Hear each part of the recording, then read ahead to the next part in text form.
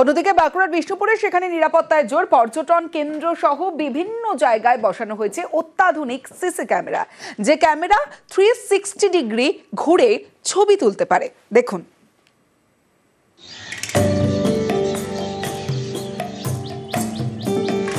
বাঁকুড়ার বিষ্ণুপুর একসময় মল্ল রাজাদের রাজধানী, মন্দির নগরী, শহর জুড়ে পুরনো মন্দির, 150 বছরের পুরনো পুরো এলাকা। এমন একটি শহরের নিরাপত্তায় জোর দিতে উদ্যোগ নিয়েছে পুলিশ। প্রথমেই বিভিন্ন পর্যটন কেন্দ্র এবং অপরাধ প্রবণ এলাকা বেছে নেওয়া হয়। এরপর 200টি জায়গায় বসানো হয় সিসি ক্যামেরা। 24 ঘন্টা নজরদারিও চলে। এবার উচ্চ ক্ষমতা সম্পন্ন সিসি ক্যামেরা বসাচ্ছে পুলিশ। এই সিসি ক্যামেরা 360 ডিগ্রি ঘুরে ভিডিও এবং স্টিল ছবি তুলতে পারে, যাতে অপরাধীকে সহজে চিহ্নিত করা যায়।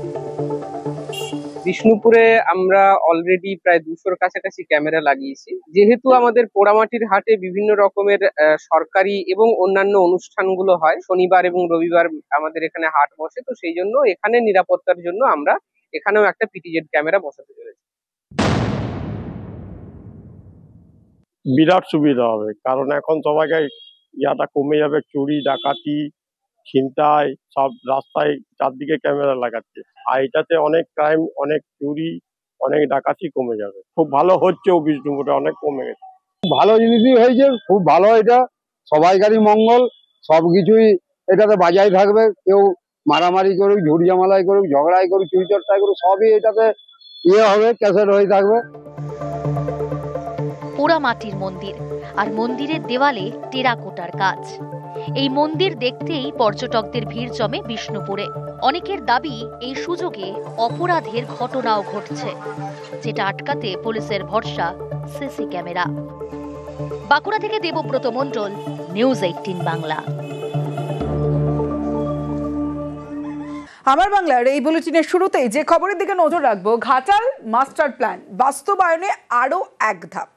জমি কেনা নিয়ে দফায় দফায় প্রশাসনিক বৈঠক, আর সেখানেই ঠিক হয়েছে বাসিন্দাদের যাতে সমস্যা না হয় সেভাবেই জমি কিনবে সরকার।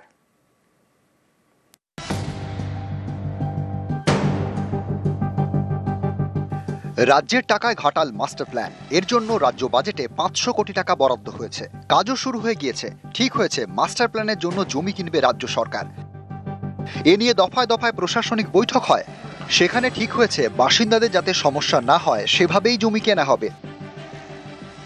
মিউনিসিপ্যালিটির ড্রেনেজ সিস্টেমটা একটু বদল করা দরকার ইন্টারনালি, তাতে করে অনেকটা উপকার হবে। কারণ আমরা ঘাটাল শহরে শিলাবতীকে যখন আমরা কাজ করব, তখন তাদের দাবি ছিল এই ড্রেনেজ সিস্টেমটাকেও ঠিক করা।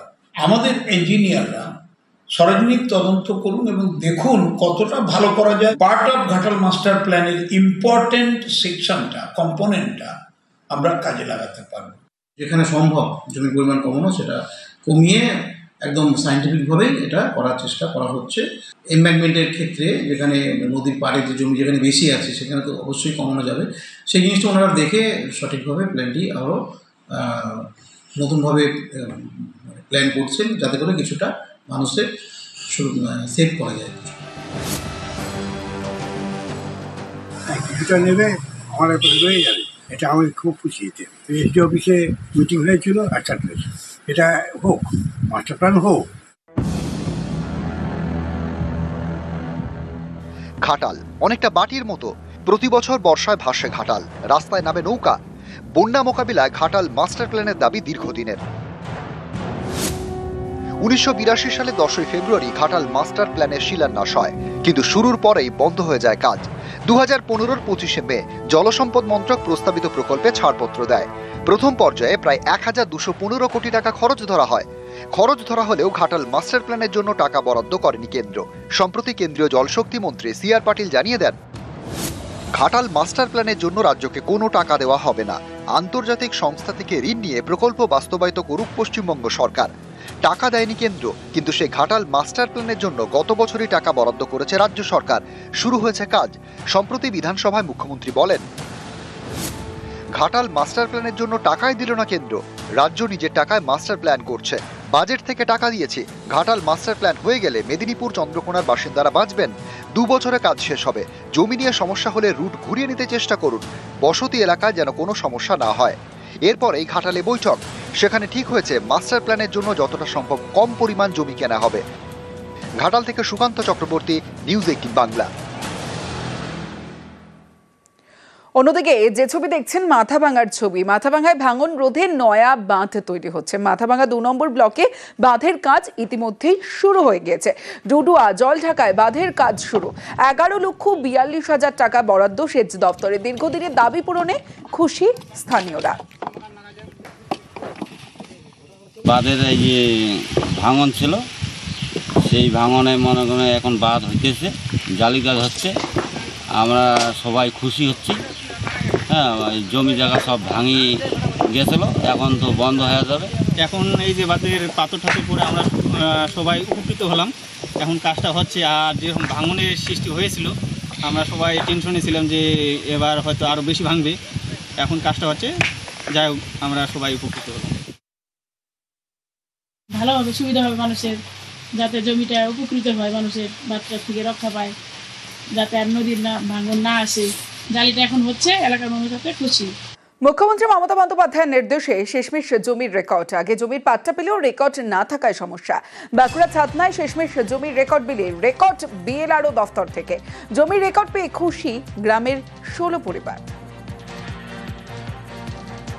রেকর্ডিং করা হলো টোটাল 16 জনের নামে। ওরা পাট্টাটা আগেই পেয়েছিল, কিন্তু কিছু সমস্যার জন্য করা যাচ্ছিল না, এবং জেলা প্রশাসনের নির্দেশে এবং আমাদের কাছেও কিছু পিটিশন পড়েছিল, তার বেসিসে আমরা এই 16 জনের নামে রেকর্ড করলাম। আমরা আজকে 16 জনকে দিতে পেরেছি এবং দখলও তাদের বুঝিয়ে দেওয়া হয়েছে। পরবর্তীকালে যেগুলো আছে সেগুলো প্রসেস করে আমরা খুব সম্ভব, যত তাড়াতাড়ি সম্ভব তাদের দিকে দখল বুঝিয়ে দেবো এবং রেকর্ডটা করে দেবো। কতদিন থেকে পাট্টা পেয়ে পর্চা পায়নি, এবং পর্চা না পাওয়াতে আমাদের অনেকটাই অসুবিধা। কৃষক ভাতা, শস্য ভাতা অসুবিধা পাচ্ছিল না।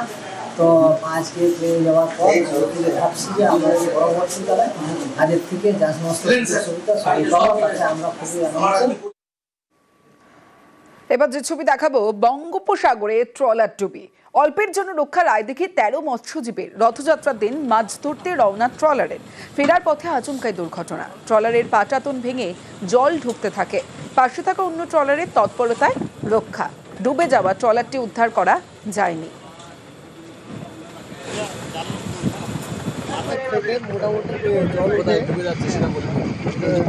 সবাই স্টাফরা রেডি হয়ে আছে যে চলে যাবে, লাফ কেটে আমাদের বোটে উঠবে।